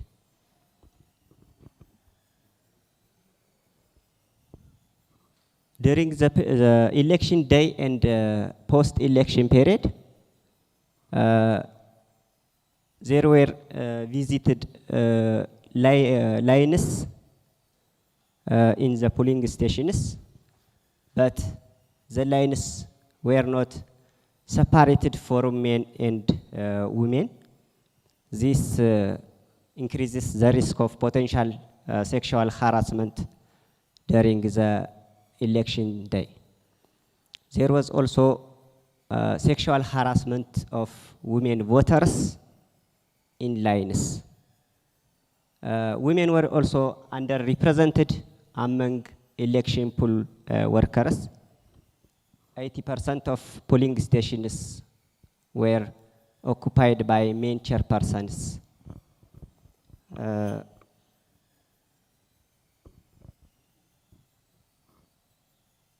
On this and on the election day and on the post days, the cases, GBV cases observed were physical violence, sexual harassment, and psychological violence were observed. Of 369 polling stations observed by the assessment, 15 cases were recorded as violence. From this, 2 were physical, sexual were the major proportion, and the psychological violence were also observed. Women voters were being assisted by election officials to vote when they did not appear in need of assistance. This was also observed during the election period. According to this observation data, recommendations were made for different stakeholders. To National Election Board of Ethiopia, the recommendation was to strengthen internal code of conduct to include prohibition of any forms of violence against women. The other is to ensure the implementation of regulations prohibiting the use of sexist, derogatory language against women candidates, voters, observers, poll workers, and elected women. The other is commitment for political parties to establish a mandatory gender quota and mandate a minimum number of elected women members. The other is gender unit of the NBA has to ensure the resources and authority needed to carry out its roles and responsibilities. The other is the NBA has to train the electoral officials and polling station security officials on gender equality.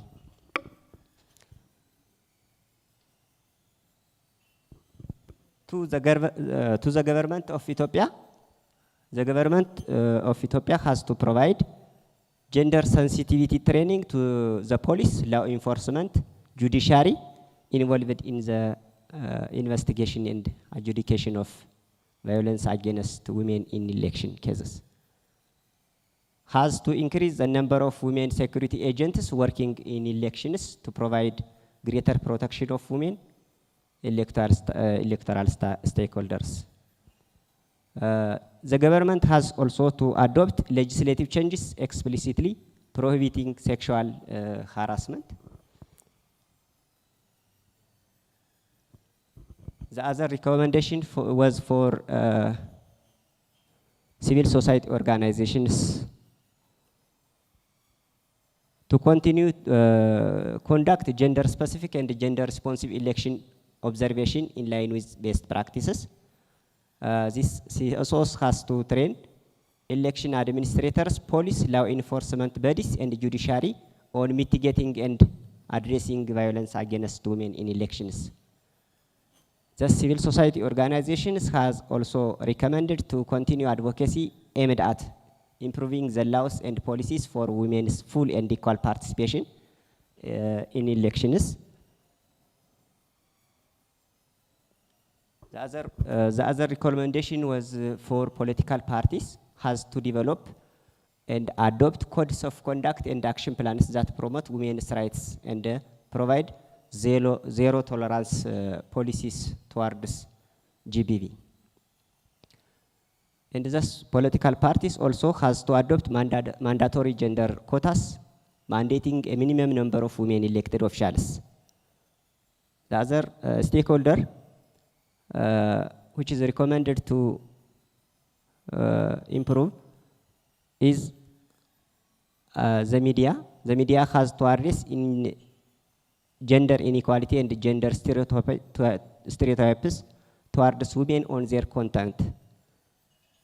The other recommendation is to the donors and development partners as the last stakeholder, has to help build the capacity of various stakeholders on violence against women in elections and gender equality, has to continue supporting gender-specific and gender-responsive observation efforts. This is the last. Thank you. This is what we have. Thank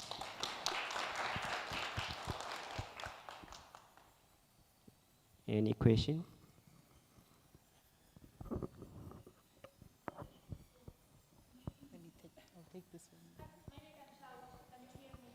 It's for the YouTube. They can't pick you up if you don't have the mic.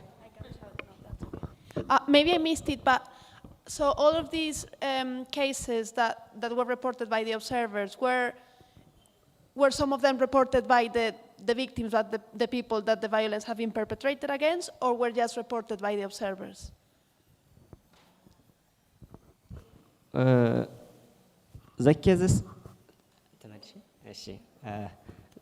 The cases were directly observed by the observers, and some of the cases also were reported to the observers by the victims. So we could perhaps assume that like the reality will be even worse by many cases that weren't reported. Yes. Yes. Okay. Thank you.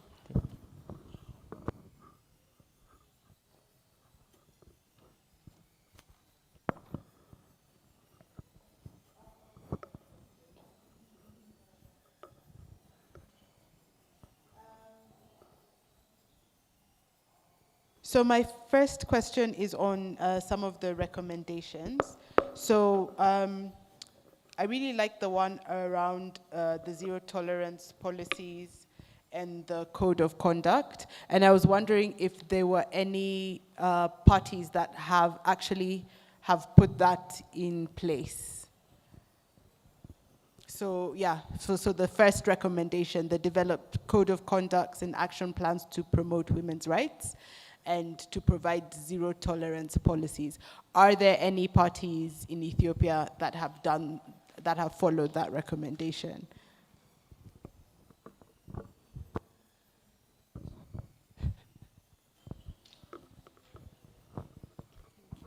So our election happened in 2021, and still we have a post-election activities that to follow up what are the developments in some of the recommendations. And we know, I personally know that one party has developed a gender unit and has also developed a code of conduct to help them control power against. Yeah, to add some on what Fikarta said, the current ruling party, Prosperity Party, and IZEMA has this gender policy. Yeah, the two of them has this. Yeah, so we have the other doesn't have on the yeah. But the recommendations are working, so let's not give up. The recommendations are working. And then I think I had another question around the development partners and so, I also wanted to know who is observing. So are your election observers Ethiopian people, or are your election observers outside stakeholders? Just for clarity on who's observing, and maybe it might answer some questions about accountability of reporting. The Babi can answer.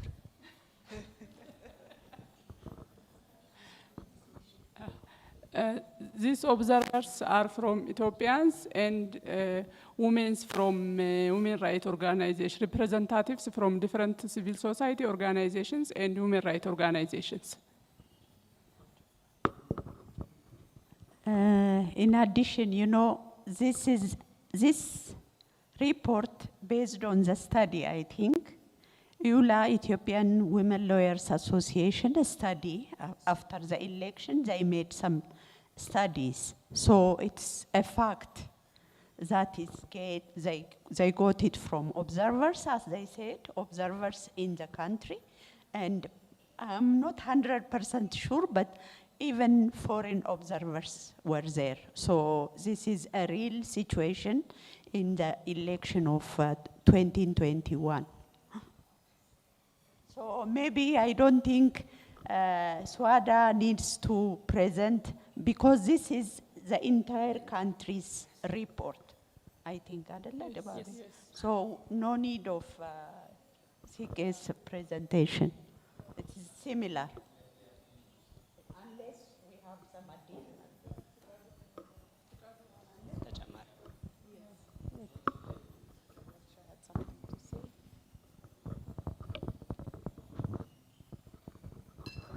Yeah, I can add maybe actually the overall activities of GBV in relation to Ethiopia is presented by Kafialo. What I just try to mention is only what we are doing in relation to this gender-based violence with Awesome project. So we are working in 5 project sites around Addis Ababa, the capital city. So we are highly maybe doing to eliminate this gender-based violence in factories where the young women are working with low education and maybe to some extent also low payment. So they are highly exposed to this gender-based violence. So we are just giving them this training on the violence, and also we are just assisting them with some linkage with hospital, with police officers, and also with some legal advice to just get the justice. So maybe previously in the past 6 months, as we've reported, there are about just 6 reporters from Mojo to Dukamsri and Bishoftu 2 and 1 from Galan side. And we have just provided the necessary counseling, and also we have given some money for the medical treatment. So we are also maybe working with WROs and also working with industry leaders, and we are trying to just maybe give them some training or leadership, and we are motivating them to just request for the position where they are. Not only in election actually, also they have to trust themselves. We have mentioned a lot of barriers on women that maybe deter them from having this leadership position. So always the government, the ruling party also elects for the political position and also the leadership in different government organizations. So we are working on that, maybe specifically with this awesome project. Thank you.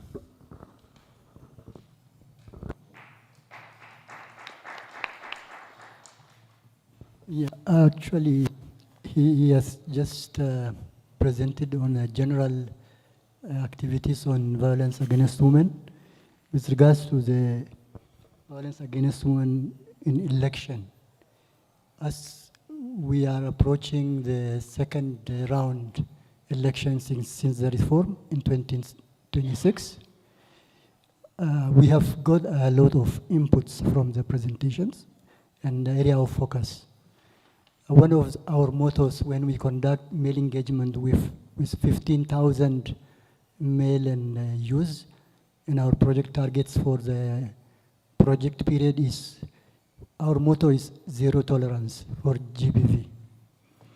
So in this case, the more we proactively engage in right issues and exposing various methods and various kinds of gender-based violence, the more the people are aware, the more the less the incident happens, because GBV is mostly perpetrated by male and youth. So engaging 15,000 male and youth will at least reduce in the awareness. The more the awareness has increased, the more the incident is reduced. And most of our factories who were resistant from our inception period, now most of them have code of conducts regarding gender-based violence. They have recruited gender focal persons. They have also updated their manuals and working hours that expose the female factory workers to gender-based violence within and outside the premises of the factories, because most of them have shift work, so most of them are exposed to this gender-based violence when they go home or come to the factory in the morning. So by engaging in this activity with AWESOME project, I think we have contributed to our expectation. We have contributed something that was not there before. So this will help us for the next election period. Thank you. Thank you, Galalja and the Ethiopia team. A clap for all the presenters. And for Asha as well. So I will close today's meeting. Again, oh, okay. Okay. Yes. I cannot go with this in my mind.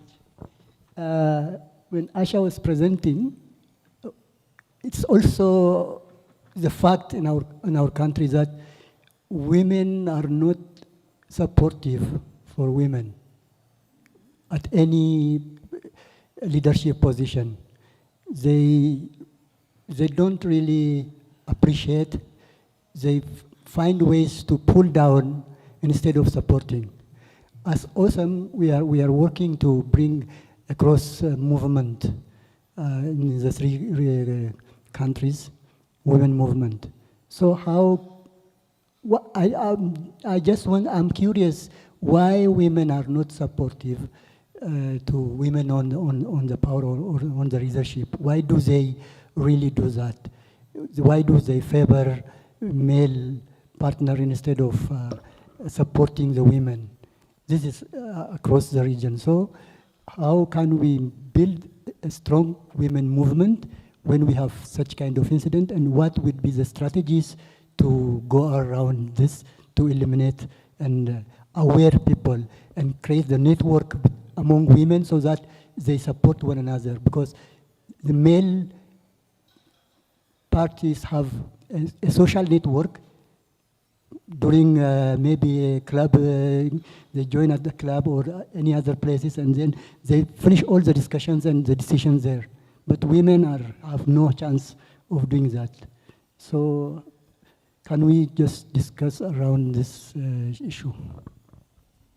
So that's a very, very interesting question. And in Uganda, we call it the pull her down syndrome, yeah? I used to be one of those people who blame women for pulling down women until I studied an animal that is present in this world, the animal called patriarchy. Patriarchy pits women against women. That is what patriarchy does. If we deal with patriarchy, and for me, I believe feminism, if well understood, could actually be the antidote for patriarchy. So if we deal with patriarchy, we are not going to have, because it really just makes enemies out of everyone. Men against men, women against women, men against children, It's like, if we start talking about how we can have women supporting women, it will go back to us sort of giving solutions for rape by talking about the victims.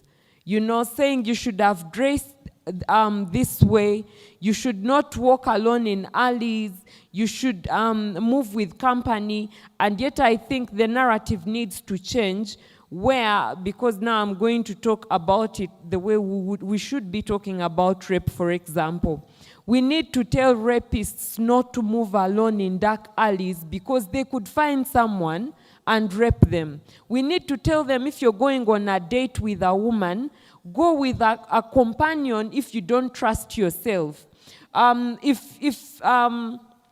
If you meet a woman that is dressed a certain way and you believe that it is only her dress code that is going to make you rape her, stay home that day so that you do not have to rape a woman. And so we need to just change the entire narrative. If we deal with patriarchy, we are going to find more women supporting women, men supporting men, and men supporting women. That is what we need to deal with. Even when you go in many workplaces today, most of the toxic workplaces have lots of men. And I'm sorry to my brothers here, I know that you are working towards achieving gender equality, but if you go to women's spaces, it is just women, because then now there's nothing that's making us, I don't know, it sort of ignites hatred. Iria had something to say, but for me really, I believe it's patriarchy. And you'll even find, you see, the men here, you are women's rights activists, yes? Do not be shocked if you find a woman who is against the message of gender equality, because she's been raised that way. She's been raised to gatekeep, yeah? So we deal with that animal, and then we'll have, we will tackle the issue. Iria. Iria is really good at hyping, yeah! I was going to say the same thing, so just redirect your claps for Georgia. Any other person? Before I hand over to, and I give my comment to what you had raised.